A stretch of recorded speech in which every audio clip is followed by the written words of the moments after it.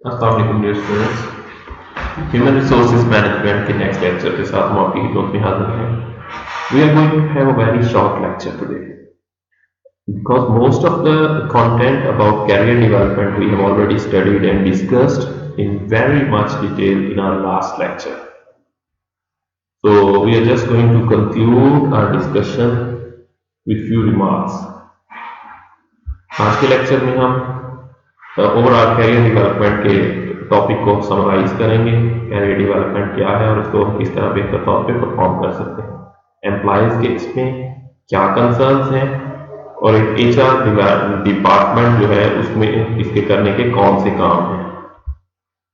So let's have a very quick summary of last lecture which was lecture number 24। Last lecture में हमने एक नई discussion का start लिया which was about career development. Career क्या है हमने देखा, कैरियर डेवलपमेंट क्या है, what are the career goals. Career goals क्या होते हैं, एक शख्स अपनी जिंदगी में क्या बनना चाहता है, उसका गोल क्या है। इसके अलावा वो किस तरह अपने नॉलेज स्किल्स और एबिलिटीज को देखेगा कि जो कुछ मैं बनना चाहता हूं उसके लिए कौन सा केएसए रिक्वायर्ड है, वो केएसए मैं कहां से ले सकता हूं। एचआर डिपार्टमेंट का काम है उसमें कंसल्टेशन प्रोवाइड करे, उसमें कैरियर काउंसलिंग प्रोवाइड करे कि अगर आप प्रमोशन के लिए खुद को फिट समझते हैं तो आपको ये एडिशनल चैलेंजेस मीट करने होंगे in addition to your current job होंगे। ऑफ कोर्स अगर अदरवाइज हो तो हर शख्स उसके लिए तैयार हो जाए कि जनाब आपने 9 to 5 जो डेली जॉब है वो करनी है, उसके साथ अगर आप एजुकेशनल अपनी क्वालिफिकेशन को इंप्रूव करना चाहते हैं तो वेल एंड गुड, हम आपको प्रमोशन के लिए कंसीडर कर देंगे। तो अब ये चैलेंजिंग काम होगा, हर शख्स इसके लिए तैयार नहीं होगा, लेकिन ऑफ कोर्स जो शख्स ये कुर्बानी देने के लिए तैयार होगा प्रमोशन भी उसी के हिस्से में आएगी। सो what was the alternative career moves? Let's recall your memory. एक शख्स के पास आज के दिन में एक स्पेसिफिक पोजीशन के ऊपर वो खड़ा है एक ऑर्गेनाइजेशन के अंदर, तो उसके पास ऑल्टरनेटिव कैरियर की कौन सी मूव्स है, वर्टिकल कौन सी है, जरा दिमाग में जोड़ दें। What are the vertical career moves, ऊपर या नीचे की तरफ। ऑफ कोर्स ऊपर की तरफ उसके पास क्या है, प्रमोशन, और नीचे की तरफ उसके पास क्या है, डिमोशन। राइट और लेफ्ट पे या तो उसका ट्रांसफर कर दिया जाएगा, किसी सेम पोजीशन में रहते हुए किसी दूसरे स्टेशन पे उसको भेज दिया जाएगा, या फाइनली वो एग्जिट ले लेगा कि नहीं भाई ये काम मेरे पास करना ही है, I am going to quit this job, मैं ये काम छोड़ रहा हूँ, मैं किसी दूसरी ट्रेड में चला जाऊंगा, या यही काम करते हुए मैं किसी दूसरी ऑर्गेनाइजेशन में चला जाऊंगा। मैं यहाँ पे टीचर हूँ, मैं किसी दूसरे डिपार्टमेंट में टीचर जा रहा हूँ, एज अ टीचर जा रहा हूँ। या एक शख्स कहता है मैं यहाँ पे पुलिसमैन हूँ, मैं इसको छोड़ के टीचिंग में जा रहा हूँ, डिपार्टमेंट भी चेंज, जॉब भी चेंज, जॉब नेचर भी चेंज। तो ये ऑल्टरनेटिव कैरियर पाथ्स है। What are the barriers, internal barriers to career advancement? क्यों लोग ज्यादा तेजी से आगे की तरफ नहीं जा पाते, इंटरनल बैरियर्स कौन से होते हैं। Lack of time. जी, जब तक आपके पास जॉब नहीं होती आपके पास बहुत सारा टाइम होता है कुछ कोर्सेज करने के लिए, कुछ ट्रेनिंग्स करने के लिए, कुछ क्वालिफिकेशन इंप्रूव करने के लिए, डिग्रीज डिप्लोमास के लिए। लेकिन once you join an organization आपके पास इतना टाइम नहीं होता कि आप इन चीजों पे काम कर सकें। तो लैक ऑफ टाइम की वजह से हम अपने कैरियर को एडवांस नहीं कर पाते। बजट्स, ऑर्गेनाइजेशनल पार्ट पे भी आप देखें ऑर्गेनाइजेशन के पास इतने बजट नहीं होते कि वो ट्रेनिंग और डेवलपमेंट पे बहुत ज्यादा कुछ खर्च कर सके, और लोगों के पास भी इतना बजट नहीं होता। ऑफ कोर्स एक शख्स की जब 22 साल उम्र है, 20 साल है, तो उसके पेरेंट्स उसको सपोर्ट कर रहे हैं, समहाउ एजुकेशन को स्पॉन्सर कर रहे हैं। जब उसकी एज 35 साल होगी, वो जॉब कर रहा होगा, उस वक्त उसके पास बजट की कमी होगी, वो शादीशुदा है, उसका एक बच्चा है, उसको घर बनाना है, उसको गाड़ी लेनी है, उसके पर्सनल एक्सपेंसिव बहुत ज्यादा है, तब वो एजुकेशन के लिए और ट्रेनिंग के लिए मुश्किल हो जाएगा उसके लिए बजट मैनेज करना। And resources for employees to plan their career and undertake training and development. आप देखिए ये ट्रेनिंग एंड डेवलपमेंट के लिए ये सारा कुछ टाइम भी चाहिए, बजट भी चाहिए, और फिर रिसोर्सेज भी चाहिए। आपको हो सकता है कि एक स्पेसिफिक ट्रेनिंग लेनी है, 1 साल के लिए है, 6 माह के लिए है, किसी दूसरे शहर में जाना है, तो इसके लिए रिसोर्सेज चाहिए आपको, और ये बड़ा मुश्किल काम है। फिर ऊपर से मसाइल, रिजिड जॉब स्पेसिफिकेशन, आपका जो काम की नेचर है वो बहुत टफ है। बैंक में एक शख्स ऑपरेशन मैनेजर है, सारे बैंक ने हर 5 मिनट बाद उसके पास एक डॉक्यूमेंट साइन कराने के लिए आना है, कैशियर में जब भी कोई एंट्री करनी है, उसकी सुपरविजन ऑपरेशन मैनेजर ने अपने कंप्यूटर से अपना पासवर्ड देना है, तब उसकी पेमेंट प्रोसेस होनी है। अब वो 10 मिनट के लिए भी अपना सिस्टम छोड़ के कहीं बाहर नहीं जा सकता, तो वो ट्रेनिंग पे बेचारा कैसे जाएगा, वो कैसे अपनी कैरियर डेवलपमेंट पे काम करेगा। तो जॉब स्पेसिफिकेशन है कि 9 to 5 आपको कोई दूसरी चीज सोचने का टाइम नहीं मिलता, तो उसमें से आप कैसे अपना कैरियर को प्लान करें, कैसे एजुकेशन के बारे में सोचिए, तो मुश्किल चीज है। लैक ऑफ लीडरशिप सपोर्ट, फिर आप मान लिया आपके अंदर इतनी विगर है, आप इतना मुश्किल काम करने को तैयार है, आपकी मैनेजमेंट आपको सपोर्ट करने के लिए तैयार नहीं है कि नहीं भाई हमें नहीं चाहिए, आप अपनी एजुकेशन के लिए जा रहे हैं, हम आपको छुट्टी नहीं देंगे, अगर आप जा रहे हैं तो आप रिजाइन करके चले जाए, हम आपकी जगह पे नए लोग को हायर कर लेंगे, तो ये चीज मुश्किल हो जाएगी आपके लिए डिसाइड करना। तो जो लीडरशिप है आपकी, उसकी सपोर्ट जरूरी होती है, जो समटाइम्स हमें नहीं मिल पाती कैरियर मैनेजमेंट के लिए। और फिर नॉर्मली हमारा शॉर्ट टर्म फोकस होता है, हम सैलरी की तरफ देख रहे होते हैं, हम ओवरऑल प्रमोशंस की तरफ कम देखते हैं। नॉर्मली एम्प्लॉइज जो है वो प्रमोशंस की तरफ कम देखते हैं, वो होता है कि इस बजट में कितनी सैलरी बढ़ी, पेंशन कितनी बढ़ जाएगी, इंक्रीमेंट कितना लग जाएगा, अगली गवर्नमेंट में क्या बनेगा, महंगाई कहाँ पे चली। तो ये नॉर्मली हमारा शॉर्ट टर्म फोकस होता है, हम 10 साल की प्लानिंग, 5 साल की प्लानिंग नहीं करते, इस वजह से भी हम कैरियर में एडवांस नहीं हो पाते। Lack of career opportunities, sometimes opportunities ही नहीं होती। एक ऑर्गेनाइजेशन है, उसमें एक अकाउंट्स ऑफिसर की सीट है, आप वहां पे अकाउंटेंट अपॉइंट हुए, 5 साल 8 साल काम किया, उसके बाद आप अकाउंट्स ऑफिसर हो, ठीक है। अब आप अकाउंट्स ऑफिसर के बाद अगली कोई सीट ही नहीं है, अगली कोई प्रमोशन का चांस ही नहीं है।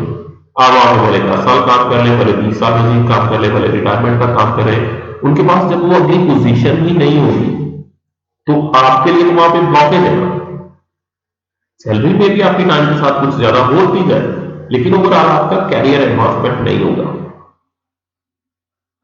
सो lack of career opportunities and pathways within the organization for employees. एक ऑर्गेनाइजेशन के अंदर जो एम्प्लॉइज है उनके लिए एक कैरियर पाथ ही नहीं है, एक जॉब का कैरियर पाथ डिफाइंड है कि हमारे पास ये 6 तरह की 7 तरह की वर्टिकल पोजीशंस हैं। पहली में आप आएंगे, अच्छी परफॉर्मेंस देंगे, फिर अगली प्रमोशन ये है, फिर तीसरी प्रमोशन अगर आप अच्छी देते हैं, अगली प्रमोशन ये है, एंड सो ऑन। लेकिन अगर एक पाथवे ही नहीं है, तब आपके लिए बहुत ज्यादा मसला क्रिएट है। So what are the successful career management practices?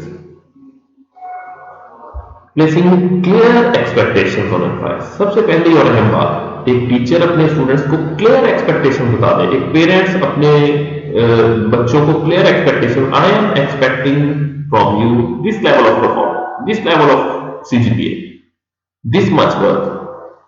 Expectation जब क्लियर होती हैं तो हम बेहतर काम करते हैं। अगर हम खाली एक वे कहते हैं बच्चे अच्छा पढ़ना है, अच्छे नंबर लेने हैं, अच्छे मार्क्स लेने हैं, मेहनत करनी है, तो वो यहाँ पे एक्सपेक्टेशंस क्लियर नहीं होती। जब तक एक्सपेक्टेशंस क्लियर नहीं होती हम बेहतर काम नहीं कर पाते। तो अच्छी कैरियर मैनेजमेंट जो है उसमें एक्सपेक्टेशंस क्लियर हो कि जनाब आपकी अटेंडेंस इतनी होनी चाहिए, आपकी वर्क परफॉर्मेंस इतनी होनी चाहिए, प्रोडक्टिविटी इस लेवल की होनी चाहिए। तो इन सारी चीजों को जब हम मीट करेंगे तो तब हम आपको प्रमोट कर देंगे। तो अब एक शख्स को पता होगा कि अगर मैंने प्रमोशन लेनी है तो मुझे ये काम करने ही है, और अगर मैं ये काम नहीं कर सकता तो मैं प्रमोशन के बारे में सोचना छोड़ दूं। तो इससे ओवरऑल क्लैरिटी लगती है। Giving employees the opportunity for transfer.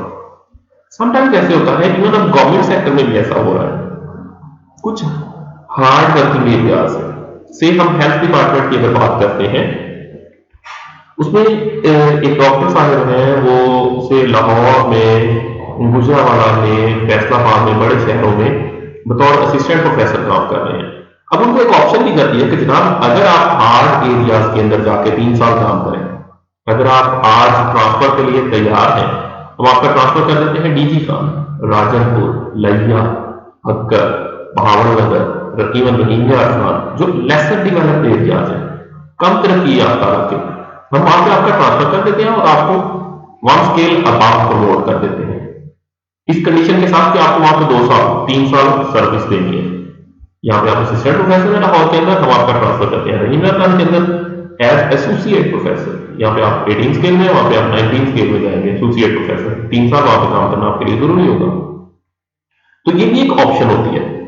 Transfer opportunity के साथ आप अपना कैरियर एडवांसमेंट प्रभाव दे, लेकिन उसके साथ ऑफकोर्स कुछ कॉस्ट अटैच होती है आपके लिए डिसलोकेशन और ऑफिस में।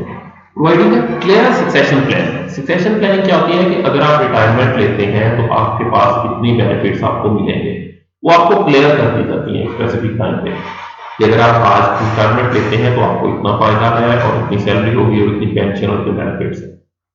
Encouraging performance through rewards and recognition. अब देखिए दो लफ्ज में बहुत अहम है, रिवॉर्ड्स, क्या फायदा आपको मिल रहा है, माली फायदा, गाड़ी है, बोनस है, सैलरी है, इंक्रीमेंट है, रिवॉर्ड्स है। लेकिन ये सारे के सारे रिवॉर्ड्स मुकम्मल हमें मोटिवेट नहीं कर पाते, समटाइम्स हमें रिकग्निशन भी चाहिए होती है, हमें सर्टिफिकेट एक ऐसा काम कर देता है जो शायद लाखों रुपए नहीं कर पाते। एक ऑर्गेनाइजेशन को रिप्रेजेंट करते हुए जब आप एक अखबार को इंटरव्यू देते हैं या जब आप एक टीवी के ऊपर टॉक शो करते हैं तो हो सकता है वो आपको इतना मोटिवेट करे जितना लाखों रुपए का बोनस ना कर रहा हो। तो दोनों तरीकों से ओवरऑल हम परफॉर्मेंस को एनकरेज कर सकते हैं। If you are performing well you can be the face of our organization. हम आपको मुख्तलिफ फोरम्स पे भेजेंगे, इंटरनेशनल ट्रेनिंग के लिए हम आपको भेजेंगे, सिंपोजियम का आप हमारे लिए आप अटेंड करेंगे। If and only if you are working well, you are working hard, you are working good। तो इसके जरिए भी हम परफॉर्मेंस को बेहतर कर सकते हैं। इसके अलावा क्या प्रैक्टिसेस हैं कैरियर मैनेजमेंट में? Encouraging employees to continuously assess their skills and career direction. हम बताते हैं कि जनाब आपको काम करते हुए 8 साल हो चुके हैं हमारे साथ, 2 साल बाद आप अगर प्रमोशन लेना चाहते हैं तो आपको ये डिग्री क्लियर करनी है, आपको ये ट्रेनिंग लेनी है 2 साल के अंदर। हम आप उनको टाइम टू टाइम कंटिन्यूसली उनको बताते जाएं कि ये चीज अगर आपको चाहिए इसको लिए आपको इस लेवल का काम करना होगा, अगर आप इस पोजीशन पे पहुंचना चाहते हैं तो आपके पास ये होना चाहिए एंड सो ऑन। जब उन्हें टाइम टू टाइम रिमाइंड कराते रहेंगे तो लोग भी अपने कैरियर को बेहतर तौर पे मैनेज कर सकेंगे। Giving employees the time and resources. अगर एक ऑर्गेनाइजेशन अपने लोगों को थोड़ा सा फ्लेक्स टाइम भी देती है, थोड़े रिसोर्सेज भी देती है, एक छोटी सी लाइब्रेरी कायम कर दी जाए कि जनाब अगर आप थक गए हैं काम करके आप लाइब्रेरी में जाके बैठ के कुछ टाइम के लिए पढ़ सकते हैं, ओके आप अपनी जात पे काम कर रहे हैं, आप कोई वो आपको खुदा का स्मोकिंग या कोई गलत एक्टिविटी नहीं कर रहे, it's okay. Giving them short time and resources they need to consider short and long term career goals. कुछ शॉर्ट टर्म गोल होते हैं 3 माह के अंदर हमें ये करना है और 6 माह के अंदर, ये शॉर्ट टर्म गोल्स है। कुछ लॉन्ग टर्म गोल्स है हमारे 5 साल के अंदर मैं इस पोजीशन पे पहुंचना चाहता हूँ, मैं ये प्रमोशन लेना चाहता हूँ, तो ये हमारे लॉन्ग टर्म गोल्स हैं। इनके लिए हम अगर एम्प्लॉइज को वक्त और थोड़े से रिसोर्सेज दे देते हैं तो उससे वो ओवरऑल बहुत बेहतर तौर पे काम कर सकते हैं। अच्छा अब देखिए कैरियर प्लानिंग के अंदर 2 स्टेक होल्डर्स हैं, एक साइड पे है इंडिविजुअल, एक एम्प्लॉयर, और एक साइड पे है एक ऑर्गेनाइजेशन। अब दोनों का पर्सपेक्टिव इसके बारे में क्या है, इफेक्टिव कैरियर प्लानिंग कैसे होगी। अब देखिए टॉप पे ऑर्गेनाइजेशन है, बॉटम पे इंडिविजुअल है जी। तो ऑर्गेनाइजेशनल साइड में work to achieve good person organization fit through selection. जब आप सिलेक्शन कर रहे हैं तो आप एक ऐसे शख्स को सिलेक्ट करें जो पर्सन ऑर्गेनाइजेशन फिट हो, बिल्कुल जो स्पेस आपके पास खाली है उसके अंदर वो बंदा मुकम्मल तौर पे फिट हो, आपको लगे हाँ यार ये बंदा तो पैदा ही इसी मकसद के लिए हुआ था कि इस तरह की जॉब ये करने के लिए। आपका पर्सन ऑर्गेनाइजेशन फिट बड़ा अच्छा होना चाहिए, stronger and more effective workforce होगी अगर आप ऐसे करेंगे। और इंडिविजुअल पर्सपेक्टिव से हम देखते हैं understand and monitor career opportunities, successes and failures. एक शख्स है तो उसकी क्या जिम्मेदारियां हैं, वो देखे कि भाई कैरियर की कौन सी अपॉर्चुनिटीज अवेलेबल है, सक्सेस स्टोरीज क्या है।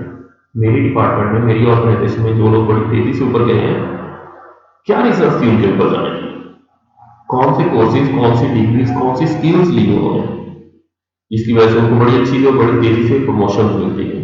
और फेलियर है, कुछ फेलियर की भी तो स्टोरीज है ना। एक शख्स वो 18 साल एक ही जॉब करता रहा, एक ही पोजीशन पे रहा बेचारा, क्या रीजन थी, क्या उसकी परफॉर्मेंस अच्छी नहीं थी, क्या वो वक्त पे नहीं आता था, क्या उसकी नेटवर्किंग अच्छी नहीं थी, उसकी क्वालिफिकेशन लो थी, कुछ और मजबूरियां थी उसकी। तो उसको उसकी फेलियर स्टोरी को भी स्टडी किया जाए ताकि सक्सेस स्टोरीज में से कुछ पॉजिटिव पॉइंट्स हम पिक करें और उनको अडॉप्ट करें, और फेलियर में से हम कुछ नेगेटिव पॉइंट्स पिक करें और उसे अवॉइड करें। More successful and healthier career. Of course, it will help us to have more successful and healthier career. इससे हम तेजी से प्रमोशन की तरफ जाएंगे, बेहतर अपॉर्चुनिटीज आएंगी। So that was all about career development. I hope you have enjoyed our lectures. If you have any questions, you may ask us in our WhatsApp group or in comment section of our YouTube channel. Thank you for your time and understanding. Wish you best of luck. Allah Hafiz.